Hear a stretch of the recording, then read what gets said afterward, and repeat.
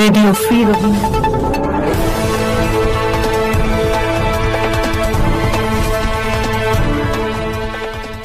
আমি নূর ফাতিমা আরেফার খবর। আমি সকল রোহিঙ্গা জনগণের জন্য সুসংবাদ নিয়ে এসেছি।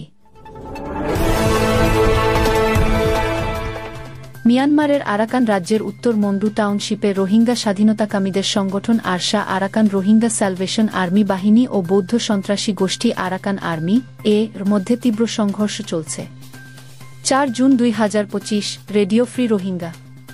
মিয়ানমারের আরাকান রাজ্যের উত্তর মন্ডু টাউনশিপ, বিশেষ করে তোলাতলি এলাকায় রোহিঙ্গা স্বাধীনতাকামী ARSA Arakan Rohingya Salvation Army বাহিনী এবং বৌদ্ধ সন্ত্রাসী গোষ্ঠী আরাকান আর্মি এর মধ্যে তীব্র সংঘর্ষ চলছে।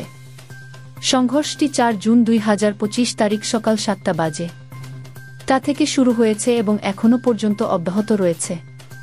মাঠ পর্যায়ের অপারেশন কমান্ডার উস্তাদ খালেদ জানিয়েছেন, এই সংঘর্ষে ARSA Arakan Rohingya Salvation Army বাহিনী ২৫ জন এ সন্ত্রাসীকে হত্যা করেছে এবং আরও ২০ জনকে গুরুতর আহত করেছে।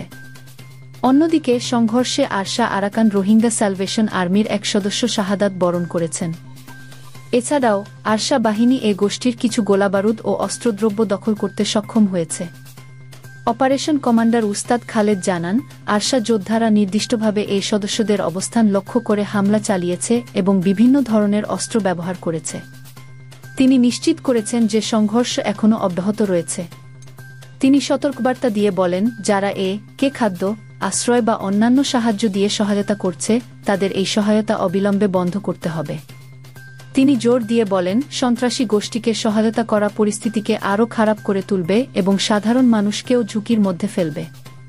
উস্তাদ খালেদ আরও বলেন, রেডিও ফ্রি রোহিঙ্গা আরএফআর জেন মাঠের সর্বশেষ খবরাখবর জনগণের সামনে তুলে ধরে এবং তিনি নিশ্চিত করেন যে মিয়ানমারের আরাকান রাজ্য থেকে খুব শিগগিরই একটি ভিডিও রিপোর্ট প্রকাশ করা হবে যা সংঘর্ষের বাস্তব চিত্র তুলে ধরবে।